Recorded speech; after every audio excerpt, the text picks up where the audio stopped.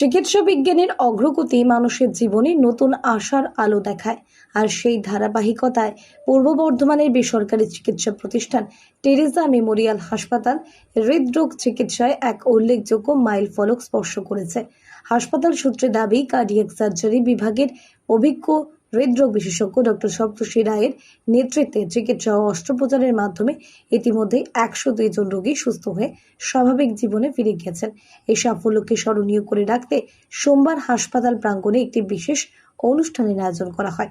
অনুষ্ঠানে ডক্টর সপ্তর্ষি রায় নিজ হাতে কেক কেটে এই অর্জন উদযাপন করেন। উপস্থিত ছিলেন হাসপাতালের অন্যান্য চিকিৎসক, নার্স ও স্বাস্থ্যকর্মীরা। সকলেই এই সাফল্যকে দলগত প্রচেষ্টার ফল বলে উল্লেখ করেন। ভবিষ্যতে উন্নত মানের হৃদরোগ চিকিৎসা পরিষেবা দেওয়ার অঙ্গীকার ব্যক্ত করেন। হাসপাতাল কর্তৃপক্ষের মতে এই সাফল্য বর্ধমানে বেসরকারি স্বাস্থ্য পরিষেবার ক্ষেত্রে একটি গুরুত্বপূর্ণ পদক্ষেপ ও ভবিষ্যতে আরও বেশি সংখ্যক হৃদরোগীকে আধুনিক চিকিৎসা পরিষেবা দেওয়ার লক্ষ্য নিয়ে এগিয়ে চলেছে প্রতিষ্ঠানটি। বর্ধমানে টেরেসা মেমোরিয়ালে আমরা নতুন নতুন কাজকর্ম করে আসছি এবং পুরো হার্টের চিকিৎসা যেটা আগে বর্তমানে পাওয়া যেত না, হার্টের সার্জারি, হার্টের অ্যাঞ্জিওপ্লাস্টি, কমপ্লেক্স পেসমেকার, সেই সবগুলো এখন বর্ধমানে অ্যাভেলেবল। বর্ধমানে একটু আমরা জেনারেল পপুলেশনের জন্য আমরা এটাকে ব্যবস্থা করেছি এবং আজকে ধরুন আমাদের পথ চলা 7 বছর হয়ে গেছে। তো আজকে আমাদের জন্য স্পেশাল, যেন গত মাসে আমরা হায়েস্ট নাম্বার অফ, সব থেকে maximum number of cardiac surgery করেছি। তো সেটার মানে সব থেকে যেটা ভালো ব্যাপার, সেটার পিছনে যে আমাদের বর্ধমানের জনগণ যে আমাদেরকে ভালোবেসে, আমাদেরকে সাপোর্ট করেছে, আমাদেরকে ভরসা করেছে। আজকে বর্ধমানে আরও কিছু কিছু জায়গায় হার্টের অপারেশন হচ্ছে, কিন্তু আমাদেরকে এই স্পেশাল জায়গাটা বর্তমানে লোকজন দিয়েছে।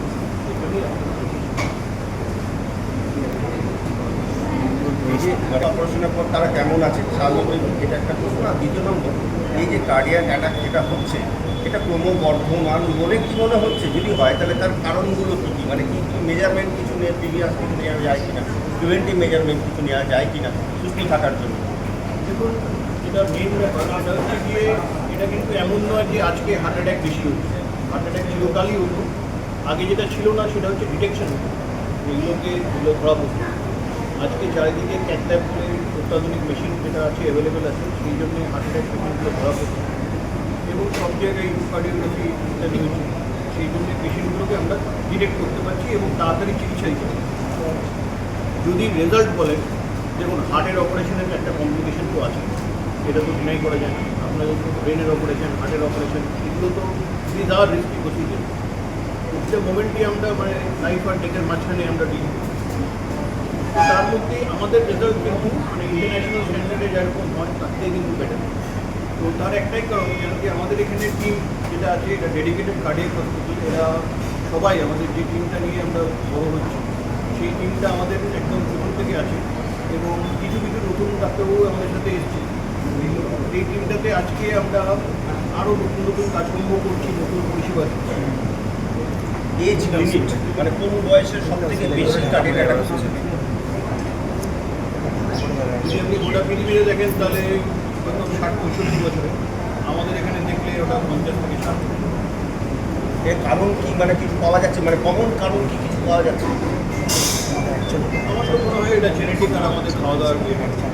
সেক্ষেত্রে আমরা যে এই সবসময় যে তেলে ভাজা খাচ্ছি, যে ব্যাড ফুড হ্যাবিট, কেউ এক ফুটও এক্সারসাইজ করে না, যতটুকু নাম হাঁটলেই নয় ততটুকু হাঁটে লোক, সেটা একটা জিনিস করলে এটা ঢাকা। সেক্ষেত্রে মানে একজন ডাক্তারবাবু হিসেবে রোগী আপনার কাছে আসার আগে রোগী সুস্থ থাকবে, একটা মানুষ হিসেবে সে সুস্থ থাকবে, কী পরামর্শ দেবেন? এই জিনিসটা তো, এই প্রশ্নটা তো উত্তর সবাই জানে, কেউ ফলো করে না। কী করতে হবে সেটা সবাই জানে, যেটা মোস্ট ইম্পর্টেন্ট সেটা করা। 1 নম্বর হচ্ছে কি, খাওয়া দাওয়াতে রেগুলেশন আনা, তেলটা কম খাওয়া, তেলটা পরিমাণটা কম করতে হবে। আপনি যে তেলই খান না কেন, অ্যামাউন্টটা কম করতে হবে।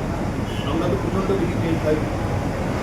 রান্না করার পর যে তেলটা পেতে চায় সেটাকে আবার রেখে দেয় আমাদের বাড়িতে, যে রান্না করছে বা মায়েরা সেটা রেখে দেয়, সেটা দিয়ে পরে আবার কিছু এটা করে। তো সেকেন্ড টাইম তেলটাকে ইউজ করো, তেলটা পরিমাণে কম খাওয়া হয়েছে। আর ডেফিনেটলি একটু তো হাঁটা চলা, একটু অ্যাক্টিভিটি রাখা। আগে তো হয়তো ডায়েটটা একই ছিল, কিন্তু আগে সবাই অনেক পরিশ্রম করতো, এখন তো আর কেউ পরিশ্রম করেনি। কার্ডিয়াক অ্যাটাক এটা তো নির্ভর করছে তার কত বড় অ্যাটাক হয়েছে তার উপর। কিন্তু এটাকে কতক্ষণের মধ্যে এটা ইম্পর্টেন্ট না, ব্যাপারটা হচ্ছে অ্যাজ আর্লি অ্যাজ পসিবল, যত তাড়াতাড়ি সম্ভব তার চিকিৎসা হবে। এই পেশেন্টের যত তাড়াতাড়ি সম্ভব তার অ্যাঞ্জিওগ্রাফি করে অ্যাঞ্জিওপ্লাস্টি করতে হবে। কাজগুলো আবার কার্ডিওলজিস্টরা করে, ইন্টারভেনশন কার্ডিও। হার্টের রোগের সমস্যা ছিল না নাকি দিন দিন হার্টের রোগের সমস্যা বেড়ে যাচ্ছে? এটা সব থেকে ইম্পর্টেন্ট যেটা প্রশ্নের উত্তর হতে পারে যে আগে মানুষ আপনার অ্যাওয়ার্ড ছিলেন না। ধরুন আপনার চলাফেরা করতে গেলে বুকে চাপ হচ্ছে, বুকে ব্যথা হচ্ছে, সিঁড়ি ভাঙতে গেলে বুকে ব্যথা হচ্ছে, আপনি ব্যাপারটাকে কলকাতায় দেখাতে যেতে হবে, দূরে দেখাতে যেতে হবে, কার্ডিওলজিস্ট অ্যাভেলেবেল নেই, ডক্টর অ্যাভেলেবেল নেই, সেই জন্য ডিটেকশন হতো না, ডাক্তারের কাছে সঠিক সময় যাওয়া যেত। এখন এই পেরিফেরাল সেন্টারগুলোতে বা টার্সিয়ারি কেয়ার হসপিটালগুলো বর্ধমানের মতো জায়গাতে অ্যাভেলেবেল হয়ে যাওয়ার জন্য ডিটেকশনটা অনেক ইজিয়ার হচ্ছে, তাড়াতাড়ি হচ্ছে। তার ফলে কী হচ্ছে, আমরা সিমটম যখন দেখি আমরা সেই সিমটমের ইভ্যালুয়েশন করি, ইসিজি করি, টুকো করি, ক্রিয়েটিভিটি টেস্ট করি, মানে ফাংশনাল টেস্ট করি, তারপর যদি মনে হয় আমরা অ্যাঞ্জিওগ্রাম করি। আগে যেমন অ্যাঞ্জিওগ্রাম একটা ভয়ের বিষয় ছিল, মানুষের একটা ভীতি ছিল যে অ্যাঞ্জিওগ্রাম কীভাবে করা যাবে, এটা একটা বড় প্রসিডিওর। এখন ব্যাপারটা অনেকটা রুটিন প্রসিডিওরের মধ্যে চলে এসেছে, মানে বুকে ব্যথা হচ্ছে, অনেক দিন ধরে ওষুধপত্র ঠিক হচ্ছে না, আমরা অ্যাঞ্জিওগ্রাম করলাম, দেখা গেল ব্লকেজ আছে। তাহলে যদি সেই পেশেন্টের হার্ট অ্যাটাক হয়নি কিন্তু ব্লকেজ ডেভেলপ করছে, this is the most ideal moment for treatment and intervention. আমরা একটা কথায় বলি অ্যাক্ট বিফোর দ্য অ্যাটাক, মানে একবার হার্ট অ্যাটাক হয়ে গেলে হার্টের কিছুটা অংশ ড্যামেজ হয়ে যায়, কিছুটা মাসল ড্যামেজ হয়ে যায়, এবং ড্যামেজ মে বি রিভার্সিবল, হয়তো সেটা আগে অবস্থায় ফিরে আসবে, মানে হার্টের পাম্পিং যদি একবার কমে যায় হয়তো আগের অবস্থায় ফিরে নাও আসতে পারে। তো সেক্ষেত্রে অ্যাক্ট বিফোর দ্য অ্যাটাক, যদি ব্লকেজটা ডিটেক্ট করা যায় তাড়াতাড়ি এবং হার্ট অ্যাটাকের আগে যদি সেটাকে অ্যাঞ্জিওপ্লাস্টি বা বাইপাস সার্জারি করে রিভার্সকুলারেশন করা যায়, অর্থাৎ ব্লকেজটাকে ক্লিয়ার করে দেওয়া যায়, তাহলে কিন্তু heart doctor Aren Talapatra, Rishindranath Talapatra, doctor Sandipan Sarkar, doctor Chanchal Mahapatra, এরা হচ্ছে সব intervention cardiologist. Doctor Saptarshi Roy আছে কার্ডিওথোরাসিক সার্জন, ডক্টর সিদ্ধান্ত আছে কার্ডিওথোরাসিক সার্জন। আজকে উপস্থিত ছিলেন ডক্টর আরেন তলাপাত্র, ডক্টর সপ্তর্ষি রয় আর ডক্টর সিদ্ধান্ত। মানে তারা কি কি বিষয় নিয়ে আলোচনা করলেন? কার্ডিয়াক, পুরোটাই কার্ডিয়াক। এই হসপিটালটা টেরেসা 2 হচ্ছিলেন এরপর কার্ডিয়াক হসপিটাল। এখন মধ্যে আর একটা ব্রাঞ্চ আছে ইউনিট 1, ওখানে আপনার সব রকম ট্রিটমেন্ট হয়। আর ওখানে ডক্টর অন্নম মাঝি আছে, আমাদের সঙ্গে অ্যাটাচমেন্ট আছে, উনি হচ্ছেন এমডি মেডিসিন ডাক্তার। এখন পর্যন্ত কার্ডিওলজি কতগুলো পেশেন্ট আপনাদের এখানে ভর্তি আছে?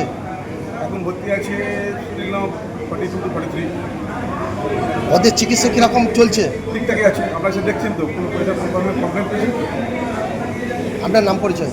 আমি শিবরাম দে, ইউনিট 2 ম্যানেজার। আজকের আলোচনার মূল বিষয়বস্তু হচ্ছে আমরা কার্ডিয়াক ট্রিটমেন্ট নিয়ে আমরা যে দৈনন্দিন যে আধুনিক যে ট্রিটমেন্ট আমরা পরিষেবা দিয়ে যাচ্ছি সেটার একটা বর্ধমানবাসীর কাছে তুলে ধরা এবং বর্ধমানের আশেপাশে যেসব জায়গা থেকে আছে তাদের সামনে আমাদের এটাকে তুলে ধরা। আজকের এই মানে সেলিব্রেশনের মূল বিষয়বস্তু হলো যে আমরা এর আগের মাসে আমরা নাম্বার অফ 62 নাম্বার আমরা কার্ডিয়াক ওপেন হার্ট কেসেস আমরা ওই সাকসেসফুলি আমরা এটাকে করতে পেরেছি with the help of doctor Saptarshi Roy, doctor Siddhan, doctor Aren Talapatra, doctor Sandipan Sarkar, doctor Chanchal Mahapatra, এই টোটাল কার্ডিয়াক টিম। এবং কার্ডিয়াক টিম ছাড়াও আমাদের যে medical non medical staff, non medical team যারা আছেন, অ্যানাস্থেসিয়া টিম আছেন, এদের মানে অত্যন্ত পরিশ্রমে আমরা এই বিগত মাসে এই নাম্বার অফ পেশেন্টকে আমরা সার্ভিস দিতে পেরেছি। এবং সবথেকে খুশির খবর হচ্ছে এইটাই যে আমরা একজনকে আমরা হারিয়েছি কিন্তু 61 জনকে আমরা বাড়ি পেতেছি, তারা সুস্থ আছেন, তারা ভালো আছেন। আজকের যে তাদের সকালবেলায় অনেকেরই খবরাখবর নেওয়া হয়েছে, তারা প্রত্যেকেই ভালো আছেন, সুস্থ আছেন, তাদের আশীর্বাদ আমরা পেয়েছি। তো এই একটা প্রাউড ফিল মোমেন্টকে শেয়ারিংয়ের জন্য আপনাদের সঙ্গে আজকে আমরা মিলিত হয়েছি। আর আপনাদের আশীর্বাদ থাকলে আগামী দিনে আমরা আরও ভালো কাজ করব, এই অনুপ্রেরণা থাকবে এবং আমাদের ডাক্তারবাবুরা তো আশীর্বাদ। কত বছর হলো? এটা আমাদের 8 বছর হয়ে গেল, মানে 12ই মে 2019-এ আমাদের পথ চলা শুরু হয়েছিল। আজকে চলছে, আরও আগামী দিনে আরও ভালো পরিষেবা দিতে পারবো এই অঙ্গীকার আমরা করব। এটা কোন জায়গা থেকে? এটা Bardhaman Teresa memorial hospital, Bamchandaipur, Bardhaman. আচ্ছা, আপনার নাম? আমার নাম সঞ্জীব ব্যানার্জি, আমি এই টেরেসা মেমোরিয়াল হসপিটালের পরিবারের একজন সদস্য।